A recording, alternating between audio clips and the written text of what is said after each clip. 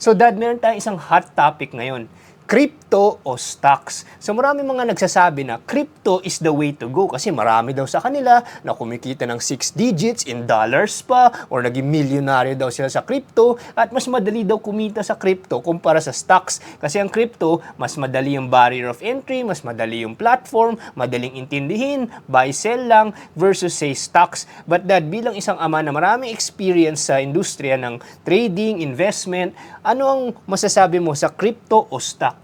Siguro, dapat unawain muna natin, marami kasi sa ating mga kababayan na hindi nila naintindihan ang pinagmula ng cryptocurrency at kung bakit nagkaroon ng cryptocurrency at bakit nagkakaroon ng interest sa cryptocurrency. Siguro yun ang una natin dapat talakayin para na sa ganun, mas madali nilang maintindihan kung ano yung ating tatalakayin. Ano Bang history Dad ng crypto? Okay, ang cryptocurrency nagsimula yan sometime in 2009, no? Parang inimbento yan ng mga programmer, mga computer programmer na parang isang digital currency, no? Pagkatapos, yan nagkakaroon ng parang public ledger na sinasabi nilang blockchain, no? So yung public ledger na yun, doon mo makikita kung gaano nakatagal o paano nagsimula yung isang unit ng cryptocurrency. Actually, nang first time kong narinig yung cryptocurrency sa aking karanasan bilang naghahanap buhay, sometime in 2011, no, dinala yan sa akin, pinaliwanag sa akin yan isang kaibigan na matagal na rin sa investment industry na sinasabi niyang, ito isang digital currency nga na that time, I think $6,000 or $5,000 lang yata, no, nagsimula na few $100. That time, sinasabi niya $6,000, no, na yung halaga, tapos kung ito ba posibleng tumaas, at ano yung blockchain technology na sinasabi niya na minamine ito sa computer, minamine, ibig sabihin, para magkaroon ka ng isang currency, ng isang Bitcoin, kinakailangan maraming computer energy na ginagamit, electricity to produce one Bitcoin, no? So, yan yung pinagsimula niya. So, basically, it's a digital currency. When you say digital currency, hindi mo na kinakailangan bit-bitin, hindi mo na kinakailangan ng papel na pera, at the same time, kaya ito maraming nagkaka-interest kasi nga pag bumiyahe ka, halimbawa, yung mga bumabiyahe, normally, dapat meron kang $10,000 na limit. Kung beyond that, dapat i-declare mo.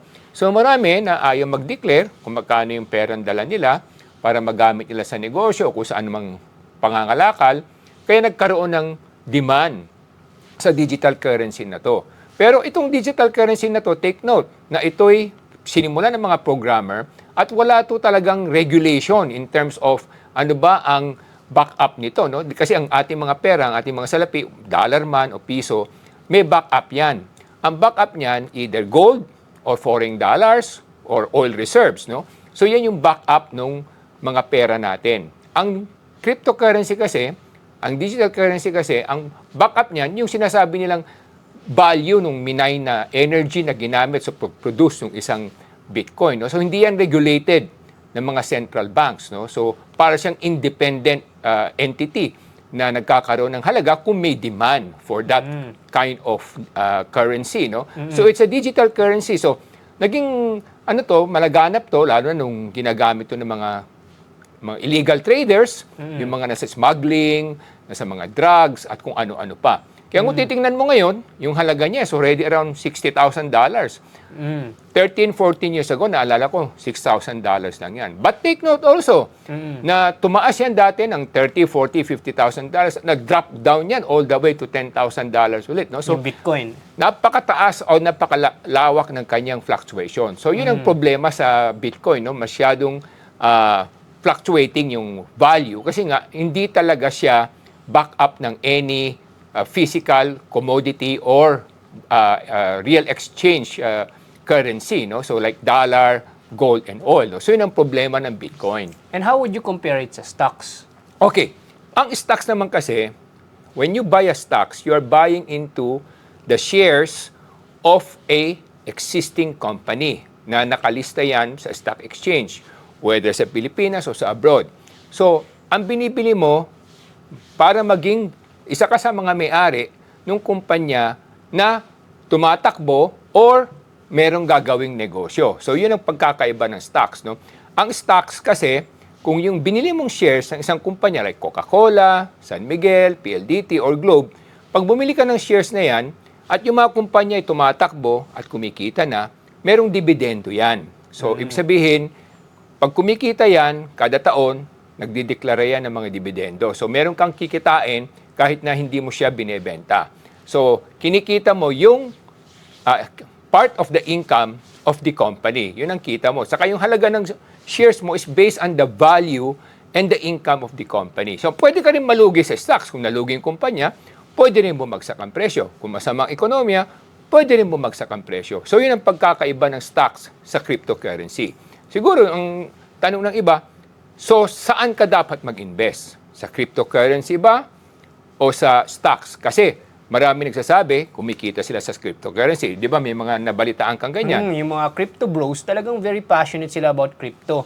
Yung nga lang, ang isa sa mga things na parang very challenging or risk sa crypto is yung lack of regulating agency. Unlike sa stocks, di ba, ang SEC or Security and Exchange Commission, which is part of the national government, highly regulates stocks, di ba, Dad? Yes, oo. Yun ang pagkakaiba kasi. Ang cryptocurrency kasi, pwedeng maabuso. Pwedeng mabalasubas, no? Katulad niyan, titingnan natin sa Amerika, meron ng isang nasentensya kamakailan lamang si Sam Bankman-Fried, no? Yung nagsimula ng FTX na trading platform for cryptocurrency. Kasi yung mga nagbebenta through the platform, yung proceeds no, yung nakuha nilang pera sa pagbebenta, ginamit naman niya sa ibang negosyo. So hindi talaga na i-transfer yung mga pera, kaya nga bumagsak for a while yung currency, yung cryptocurrency because kumbaga nabalasubas, no? Sa stocks din naman may mga ganyan din nababalasubas. Kaya mas mahigpit yung mga regulatory bodies. Like for example, kung ikaw is nagbebenta ng shares sa isang bansa, normally maraming regulatory bodies to monitor that. So kung may mga nagbabantay. May investor protection. Tama, investor protection. So kung sasabihin mo, ang cryptocurrency, may risk ba? Yes, definitely. Malaki ang risk dyan. Sa stocks ba? May risk din ba? Definitely may risk din. Ang pagkakaiba lang, ang cryptocurrency is riskier than the stocks, no? Kasi ang stocks, maraming regulatory body at saka maraming supervisory body and documentation to monitor and supervise the performance of the company. So, pag sinabi mo sa cryptocurrency, pwede kang kumita ng 5 times, 10 times the value of your money. Yes, you can make money but you can also lose a lot of money. Sa stocks, ganun din. Kasi kung titingnan natin, balikan natin history, no? Marami tayong mga shares of stocks na napakataas na rin ng halaga. No? For example, noong 1986, naalala ko, ang presyo ng PLDT nasa 20, 30 pesos lamang. No? Tapos nung year ngayon, magkano na? Umabot na ng 2,000, 1,000 plus. Umabot pa ng 2,000 plus. No? Plus maraming dividendo yan. Ibig sabihin, kada taon, nag-share sila ng kanilang profit. Cash and stock dividend. So, kung meron kang isang share, maaari nag-multiply na yung share na yun, tapos tumaas pa yung halaga. So, kumita rin. Marami rin naman mga stocks na bumagsak ang presyo kasi nga nalugi. So, kung mag-i-invest kayo sa stocks, piliin nyo yung mga kumpanyang alam nyo na talagang tumatakbo, kumikita, at may pupuntahan sa hinaharap. No? Yan, maraming stocks na ganyan. Another one, in 1990s, no, naalala ko, yung ICTS ni Mr. Enrique Razon. That time, 2 pesos lang ang ICTS. Ngayon, magkano na? I think around 180, 200 pesos na o 200 plus pesos na isang share. Bukod sa mga dividendo na binigay nito. So, doon pala makikita nyo yung multiplier na pakalaki din. No? So, ganun din. Kung bumili ka halimbawa ng Facebook shares, nung ito'y nag-IPO, nung ito'y nilunsad, that time, if I recall, $38 lang ang Facebook. Ngayon, $100 na rin. No? So, maraming mga investment din sa shares na pwede kang kumita for as long as yung kumpanya talagang tumatakbo at maayos sa kumpanya na sa tingin mo may pupuntahan. Kasi meron siyang batayan, meron siyang asset base, meron siyang, kumbaga, halaga sa lipunan. Yung digital currency kasi, meron din namang halaga yan. Kasi nga, magagamit yan, lalo ng mga nasa mga gustong ayaw nilang ideklara yung kung magkano yung pera nila o umiiwas sila sa masita sila kung saan galing yung pera nila para hindi sila matax o hindi sila mahuli sa mga ginagawa nilang pangangalakal. Meron pa ring demand yan. Ang nakakatakot lang kasi dyan sa cryptocurrency is a riskier investment, no? Because wala siyang supervisory body. Wala siyang backup, no? Wala siyang, walang central bank o walang Securities Exchange Commission na sinasabi natin nagmo-monitor at the same time, ano yung talagang halaga niya. Kasi maaring may halaga siya for as long as people are trading it in the cryptocurrency world, no? But again, that value can eliminate. Saan ka tatakbo kung nawala na yung cryptocurrency o yung trader na binentahan mo, binilhan mo, nawala? Paano mo hahabulin yung pera mo? Marami rin akong kilala na nalugi, na pumasok sa ganyan, no? They buy a small fraction of a share of a Bitcoin kasi kunyari, $60,000 yan. Okay. So if you buy 10% of that, $6,000, 300,000 pesos na kaagad yun, no? Pero pwede ring mawala kaagad kasi nga depende kung kanino mo binili. Hindi mo talaga alam kung ito'y regulated, kung ito ba'y safe investment, kung ito ba'y pwede mong ipamana sa mga anak mo at sa mga apo mo. Hindi mo talaga matitiyak kung saan patungo yan. No? Unlike mga companies, like kung bumili ka ng San Miguel, PLDT, Globe Telecom, Metrobank, ganyan, BDO, PPI, yung shares nila, at least alam mo na kahit na paano talaga merong negosyo yan, may asset yan, merong mga hinahawakang ari-arian yan, na balang araw tataas ang halaga. So yun ang pagkakaiba. So, ikaw, sa tingin mo, marami ka rin nakausap na nag-i-invest sa cryptocurrency. Ano ba yung mga naging karanasan nila?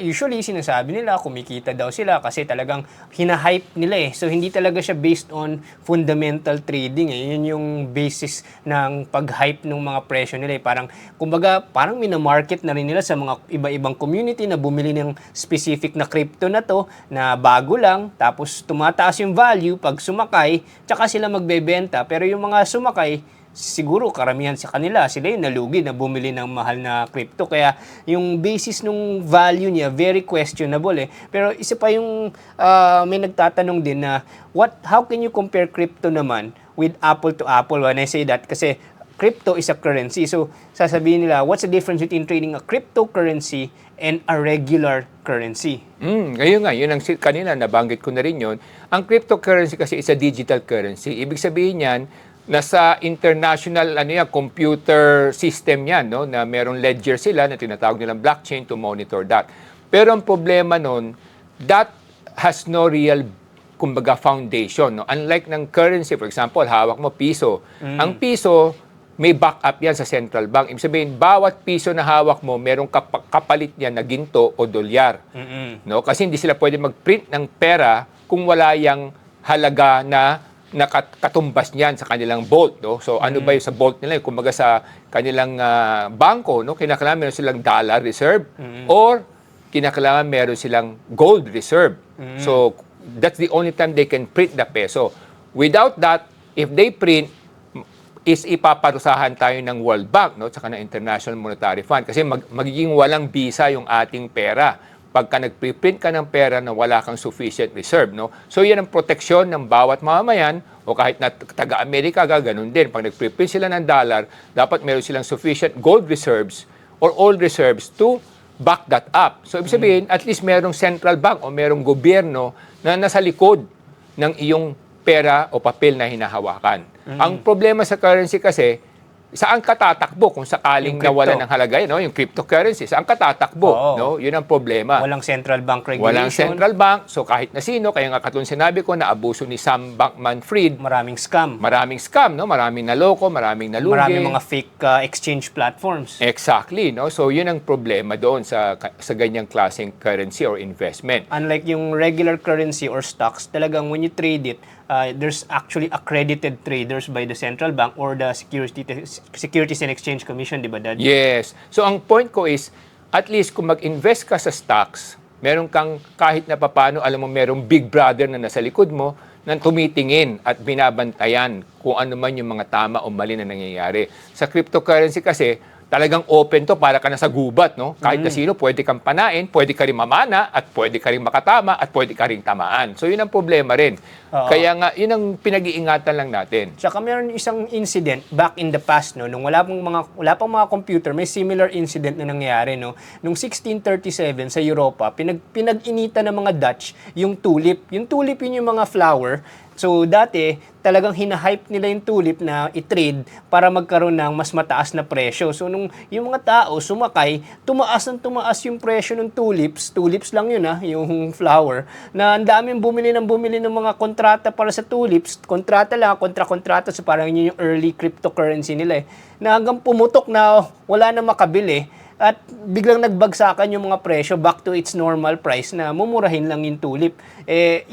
Yun yung parang earliest form ng parang nag-hype. Kasi yun yung parang nakikita ko parang cryptocurrency is a hype, no? Di ba, Dad? Yes, kaya nga may kasabihan, di ba? Easy come, easy go. So, yun ang problema dyan. No? Kung gusto nyo kaagad kumita ng malaki, maraming nabibiktima tayong mga kababayan dyan na inaalok sila ng mataas na interes o kikita ka ng malaki. Sa akin, mga kababayan, may kasabihan nga sa Biblia, di ba? Yung padaunti-unting kinikita mo na iniipon mo at ini-invest mo sa tamang paglalagyan, mas magkakaroon ng magandang halaga at katahimikan at kapanatagan sa iyong kalooban kasi yung hinahangad mo karoon kagad ng malaking pera o kumita agad, nung kadalasan madidisgrasya at mabibiktima. Kaya ngayon ang sinasabi natin, huwag tayong basta-basta magpadala sa mga naghihikayat sa atin, nakikita ka ng malaki o malaki interest dito. Dapat alam nyo rin kung ano itong pinapasok nyo, ano yung kinabukasan nito, saan ito patutungo, ano yung protection ninyo.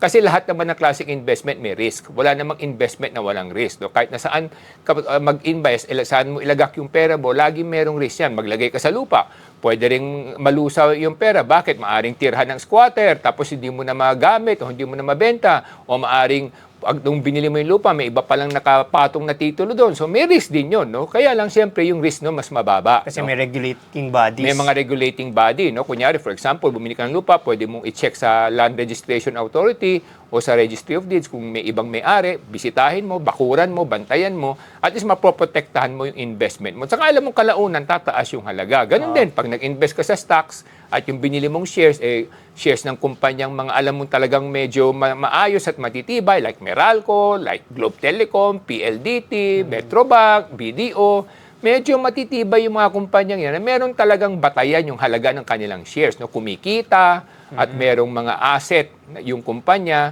na tumataas din yung halaga sa kalaunan. So, yung binili mo, talagang alam mong lalago yun o tataas ang presyo. No? Hindi ko sinasabing pag bumili ka ng cryptocurrency, hindi siya tataas o maaring tumaas at maaring tumaas pa, pero maaring bumagsak kaagad ng napakalaki. Ganun din naman stocks, pwede rin. Pero ang pagkakaiba nga lang, meron kang pinangahawakan na asset o kumbaga ari-arian, no? Kung stocks, kung cryptocurrency, digital yan, kumbaga nasa hangin yan, no? So pwedeng tangayin yan na hindi mo na makita kung at hindi mo na mahanap o paano, no? Yun ang risky doon. Wala kang kakasuhan kasi, no? Pag crypto, sinong kakasuhan mo? Tama, yun ang isa pang problema, no? Paano mo hahabulin kung sakaling nagkaloko-loko na lahat, no? Remember, in every investment may risk. Katulad sinabi ko, pag nagkaloko-loko, paano mo babawiin yan, no? Hindi katulad ng stocks, kahit na paano, alam mo, may ari-arian yun, may kumpanya, may mga taong mananagot sa'yo, at may gobyerno na nasa likod mo kung bibili ka ng shares of stocks as against cryptocurrency.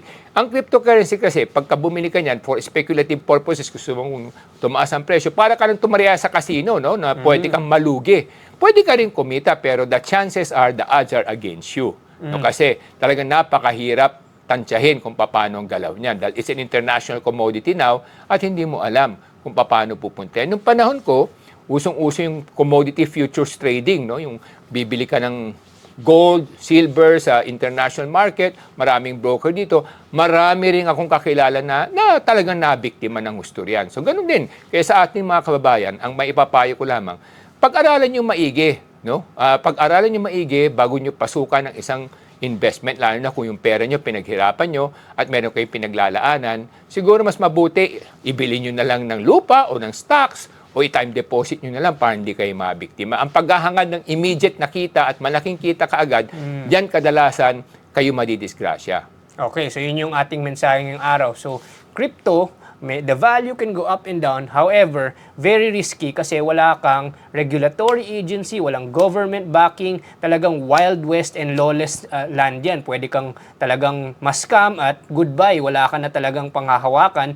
Unlike stocks na talagang very highly monitored siya, no? Even regular currencies or other kinds of assets na highly monitored and governed by regulating agencies, diba, Dad? Yes, tama yun. Kaya sa ating mga kababayan, uulitin ko, kung pinaghirapan nyo yung pera at gusto nyo ilaan ito para sa kinabukasan ninyo at ng mga anak ninyo, siguro may papayo ko lang, either invest in lots, yung bumili na lang kayo ng mga lupa, or pangalawa, bumili kayo ng mga shares of stocks ng mga kumpanyang alam nyong maayos at merong pupuntahan. Kasi mas safe kayo, mas makakatulog kayo, mas panatag ang kalooban ninyo. Kasi mas mahirap yung mawalan kaysa lumiit lang yung kita nyo. Tandaan nyo yan, mas malit nga kita, pero nandyan. Pero kung malaki naman hinahangad ito, tapos wala lahat, baka naman kayo madisgrasya, baka kayo ma-heart attack pa, at magkaroon pa kayo ng sakit dahil sa pag-aalala. So yan lamang mga kababayan, yan ang aming may papayo sa inyo.